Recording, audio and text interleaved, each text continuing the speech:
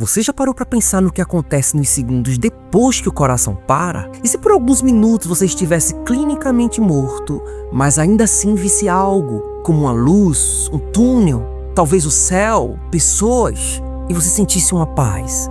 Acontece que com o avanço da medicina de emergência, com a proliferação de técnicas de ressuscitação, como o uso de desfibriladores e a reanimação cardiopulmonar, aumentou também o número de sobreviventes que passaram por um estado de morte clínica temporária. E muitos desses sobreviventes vêm relatando experiências de quase morte, as conhecidas EQMs. Estão descrevendo visões e sensações intensamente realistas. E os relatos incluem desde a observação do próprio corpo em uma cama de hospital, até passeios conduzidos por anjos, por um paraíso glorioso, ou em alguns casos, visões de um local terrível e escuro. Em todos os relatos, a consciência ela permanece.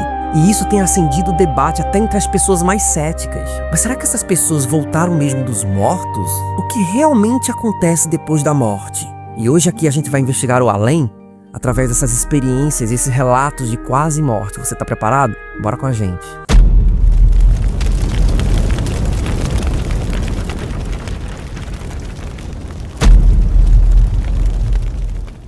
Em 2014 foi lançado o filme O Céu é de Verdade. Foi baseado em uma história real, a história de um garotinho chamado Colton Burpo. O Colton era apenas uma criança pequena com 3 anos e 10 meses quando passou por uma cirurgia de emergência em 2003 para tratar de um apendicite que havia se rompido. Durante os momentos mais críticos, ele chegou a ficar em uma situação de risco de vida e foi nessa fase que ele disse ter vivido uma experiência extraordinária que mudou não só sua vida, mas a vida de sua família e de muitas pessoas. O que aconteceu no hospital? O Colton estava passando por uma operação quando, segundo ele saiu do seu corpo e conseguiu ver os próprios médicos cuidando dele ali. Ele descreveu claramente, com uma riqueza de detalhes, que ele viu sua mãe ao telefone chorando e falando com outra pessoa. Ele viu também seu pai em um determinado ponto orando, clamando a Deus. E é evidente que, de forma natural, ele não teria como saber disso. Ele estava no meio de uma cirurgia. O Colton afirmou que teve uma experiência no que ele chamou de céu. Ele encontrou Jesus Cristo, que conversou com ele, ele viu anjos cantando para acalmá-lo enquanto ele estava assustado. E ele descreve o céu como belíssimo, cheio de luz. Ele contou sobre pessoas que ele nunca conheceu na Terra, incluindo um bisavô que havia morrido décadas antes de ele nascer. Então foi quando o pai de Colton, o Todd Burpo, ficou tão impressionado com esses relatos que resolveu compilar tudo isso em um livro. O resultado foi Heaven is for Real, O Céu é de Verdade, publicado em 2010. Que rapidamente se tornou um dos livros mais vendidos do mundo, com milhões de cópias vendidas e traduzidas em várias línguas. E foi a partir desses relatos, desse livro, que o filme foi produzido.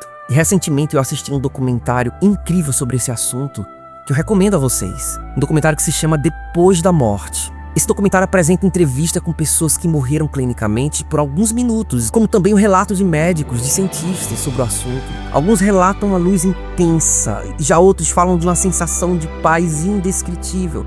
Mas também existem aqueles que viram um julgamento, eles perceberam uma escuridão profunda e perceberam tudo isso de forma muito consciente. E a partir de agora eu vou relatar para vocês algumas histórias surpreendentes de quase morte, como a de um neurocirurgião que era totalmente cético até passar por essa experiência. E a gente vai falar do Dr. Eben Alexander.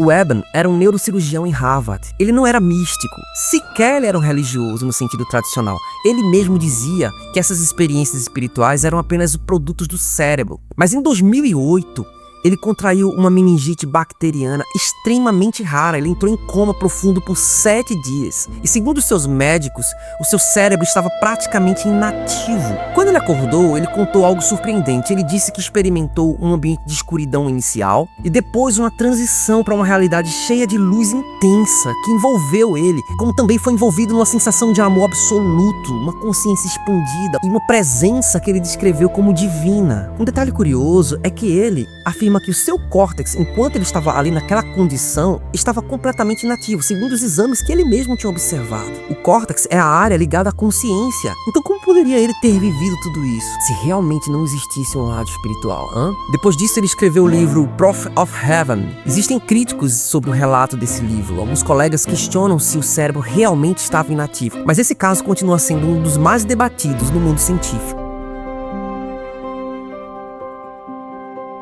Outro caso curioso é o da Anita Morjani. Ela tinha câncer terminal, passou por uma experiência de quase morte e voltou. Não só voltou, mas foi curada. Anita Morjani estava em estado terminal de linfoma. O seu corpo já não respondia, os órgãos começaram a falhar e ela entrou em coma. A família foi chamada para se despedir, mas durante o coma ela relatou uma sensação de sair do corpo. Ela relata que a sua consciência ficou ampliada, uma experiência de unidade, de amor profundo, uma clareza mental absoluta. Ela disse que entendeu que poderia, inclusive, escolher voltar ou não. E o mais impressionante é que depois que ela despertou, o seu câncer entrou em uma regressão rápida e inesperada, algo que os seus médicos consideram como extraordinário. Ela também escreveu um livro depois, o Dying to be Me. Há quem explique como remissão espontânea rara, mas o fato é que os exames mostraram melhora acelerada após o coma.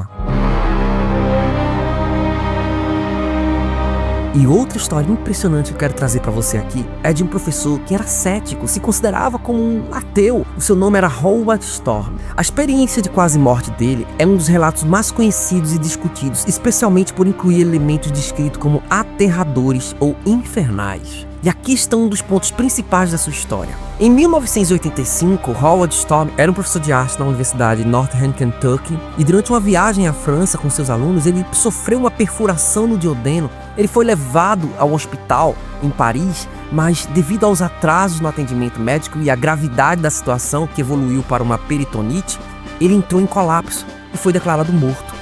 Storm relata que a sua experiência foi dividida em 3 fases principais. A primeira é a descida, o inferno. Ele relata que ao acordar fora do seu corpo, ele foi guiado por figuras que o levaram para uma escuridão profunda, e essas entidades se tornaram tão hostis e começaram a atacá-lo física e psicologicamente. Ele descreve esse estado como um reino de desespero e de crueldade extrema. A segunda fase do seu relato, ele descreve como o resgate. Apesar do seu ateísmo anterior, Storm relata que uma voz interior o instruiu a orar e ele começou a recitar fragmentos de orações da sua infância, como por exemplo o Pai Nosso. Segundo seu relato, ao clamar por Jesus, uma luz intensa apareceu e o resgatou daquele ambiente. E a terceira fase é quando ele afirma ter tido um encontro com Jesus e com seres celestiais, onde ele passou por uma revisão da vida bem detalhada. Ele relata ter feito inúmeras perguntas sobre o propósito da vida, sobre o sofrimento humano, sobre o futuro da humanidade, e recebeu respostas baseadas num amor tão profundo, como também na responsabilidade espiritual.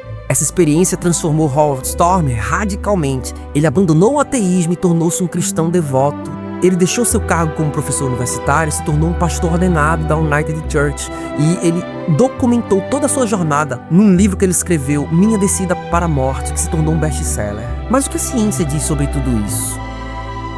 A ciência tenta explicar essas experiências, dizendo que pode ser o resultado da falta de oxigenação no cérebro, bem como a liberação de substâncias químicas, ou uma atividade cerebral intensa, especialmente nos últimos segundos de vida. E outros dizem que essa questão do túnel talvez seja a perda da visão periférica, né? À medida que a pessoa vai morrendo, a sua visão vai afunilando. Algumas dessas explicações podem até ter algum tipo de plausibilidade, mas a questão é, quando se fala em vida após a morte, sim, além de questões científicas, questões místicas, questões espirituais começam a se apresentar, o mistério fica imenso e sempre haverá esse mistério. O que a Bíblia diz sobre esse assunto? A Bíblia relata que quando Jesus estava ali na crucificação e havia um ladrão ao seu lado, ele, com o coração arrependido, diz ao Senhor: Jesus, lembra-te de mim quando entrares no teu reino? E Jesus lhe respondeu: em verdade te digo que hoje estarás comigo no paraíso. No relato bíblico você vê claramente que sim, haveria uma vida após a morte e mais, uma vida consciente. Ele ia saber exatamente quem ele seria, com quem estaria, no caso, seu Salvador ali ao seu lado. E segundo a fé cristã, existe sim vida após a morte. Mas o que importa de verdade é a maneira como a gente vive aqui na Terra, porque isso sim é quem vai fazer a diferença no outro quadrante da vida. A maneira como a gente vive hoje vai determinar como será a nossa eternidade. Essas experiências de quase morte impressionam. Elas despertam curiosidade, elas mexem com nossas emoções. Mas a grande pergunta não é o que é que essas pessoas viram do outro lado? A grande pergunta é, o que é que nós estamos fazendo hoje com a nossa vida? Será que eu estou preparado para a eternidade? Sabe por quê, gente? Porque um dia, para nós, isso não será um quase, será definitivo para todos nós. Haverá um encontro com a verdade, um encontro com a justiça, um encontro com Deus. E talvez você não acredite nisso, eu respeito a sua opinião, Mas eu tenho fé, eu acredito que sim, que haverá um céu, haverá uma eternidade, que há um Salvador chamado Jesus Cristo. E que a eternidade não começa quando o coração para. A eternidade começa nas escolhas que a gente faz hoje. E aqui eu deixo essa pergunta: se hoje fosse seu último dia, você estaria preparado para o que vem a seguir? Pois é, se você gosta do nosso conteúdo aqui nesse canal, não deixa de se inscrever, não deixa de curtir, não deixa de comentar aqui embaixo, impressionante. E posso pedir algo, por favor, hypa esse vídeo, compartilha com outras pessoas para que esse canal seja ajudado a crescer ainda mais. Então que Deus abençoe sua vida.